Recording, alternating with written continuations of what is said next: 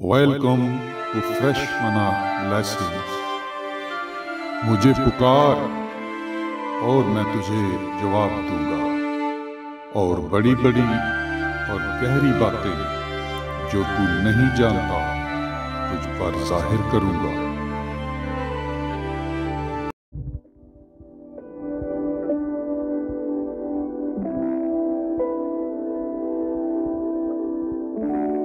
मोहतरम व्यूअर, आपका शुक्रिया कि आपने मेरी वीडियो देखने के लिए वक्त निकाला। खुदावंद आपको बरकत दे।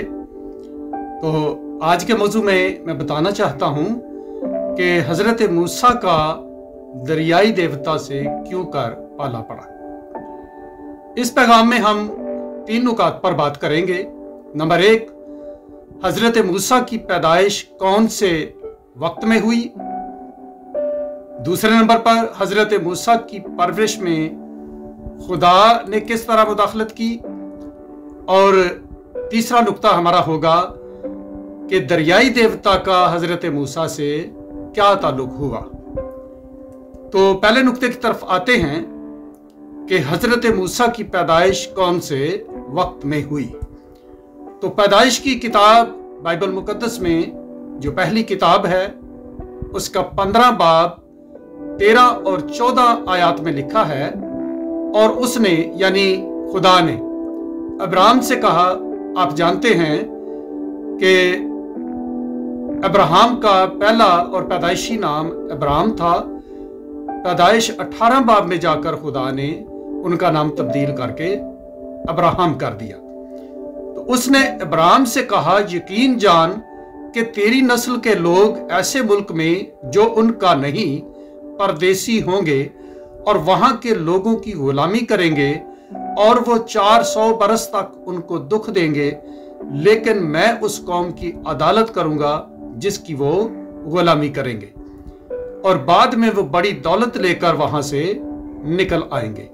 खुदा ने ठीक वक्त पर, जब बनी इसराइल गुलामी के दुख और मिस्रियों के जुल्म इस्तबदाद से निहायत तंग थे, छुड़ाने वाले के तौर पर हजरत मूसा को पैदा किया। ठीक उस वक्त जब बनी इसराइल ने अपनी रिहाई के लिए खुदा से फरियाद की। तो यहां से हमारा दूसरा नुक्ता शुरू होता है कि हजरत मूसा की परवरिश में खुदा की मुदाखलत किस तरह हुई। खुदा ने किस तरह मुदाखलत की। तो खरूज की किताब बाइबल मुकद्दस की दूसरी किताब पहले बाब की 15 से 22 आयात में एक पूरी कहानी है कि उस वक्त के मिस्र के बादशाह फराउन ने इब्रानी दाइयों और फिर मिस्र के लोगों को हुक्म दिया था कि अगर इसराइलियों के यहाँ बेटी पैदा हो उसको तो जिंदा छोड़ देना, लेकिन अगर बेटा पैदा हो तो उसे दरिया में फेंक देना। तो ना जाने कितने बच्चे फेंके जा चुके थे, कितने बच्चे इस तरह से कत्ल किए जा चुके थे, लेकिन हजरत मूसा की वालिदा मोहतरमा ने 3 महीने तक अपने बच्चे मूसा को छुपाए रखा।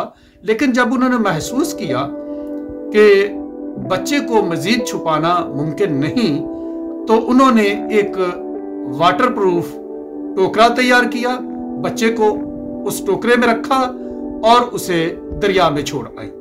उन्होंने टोकरे को बहती धारा में नहीं रखा था, बल्कि किनारे के करीब झाऊ के पौधों के दरमियान, झाऊ के पौधे दरियाओं और नदियों के किनारे जहां पानी कम गहरा होता है वहां पर उगाते हैं। उनकी जड़ें तो पानी के अंदर होती हैं, लेकिन पौधे का बाकी हिस्सा ऊपर निकल आता है, और कुछ किनारे के करीब करीब भी झाऊ के पौधे खुश्की में भी मौजूद होते हैं। तो इसमें दूसरा मकसद यह था कि टोकरा पानी के साथ कहीं बह ना जाए। दीगर जितने भी बच्चे दरिया में फेंके गए होंगे उनको तो यकीनन मछलियां, कछुए और मगरमच्छ खा गए होंगे, लेकिन खुदा की कुदरत ने इस टोकरे की तरफ किसी मगरमच्छ का ध्यान ही ना जाने दिया। कैसी अजीब कुदरत और कैसा कंट्रोल है जिंदा खुदा का। खुदावंद की तारीफ हो।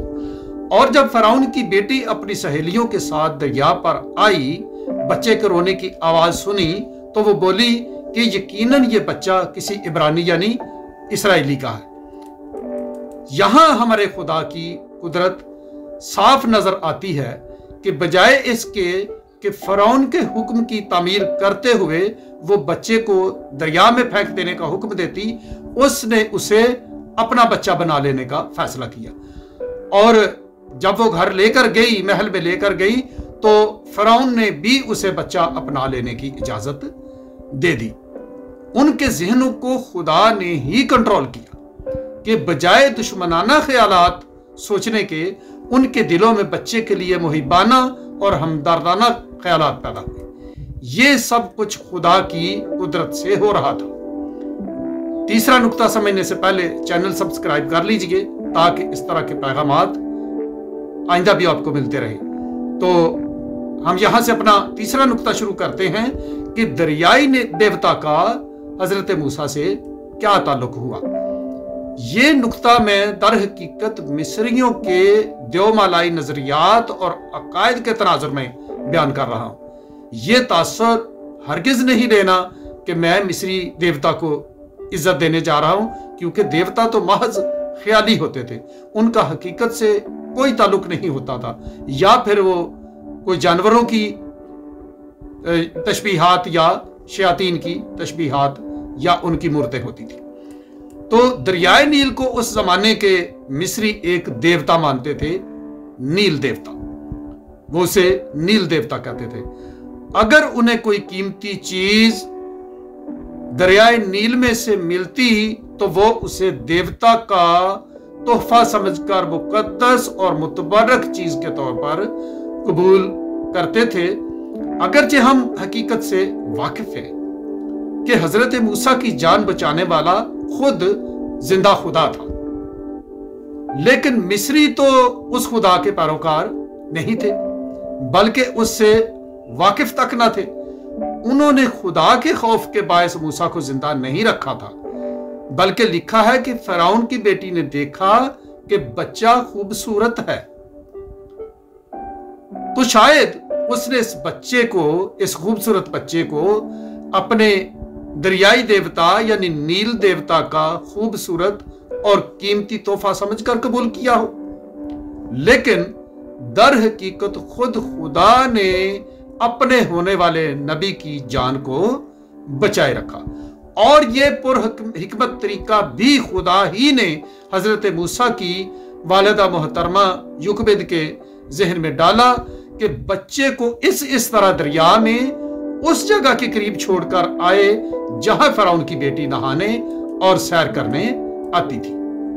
शहजादी के ख्याल में उसके लिए अगरचे ये नील देवता का तोहफा था भी, तो उसका ये ख्याल उनके ख्याली देवता की तरह भी एक ख्याल ही बनकर रह गया, क्योंकि मूसा दर हकीकत मिस्रियों के लिए नहीं बल्कि बनी इसराइल के लिए उनके खुदा का तोहफा थे।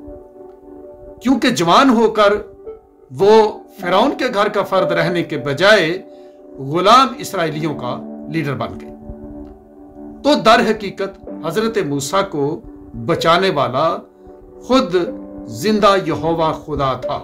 जिंदा खुदा की तारीफ अब्दुल आबाद होती रहे। आमीन।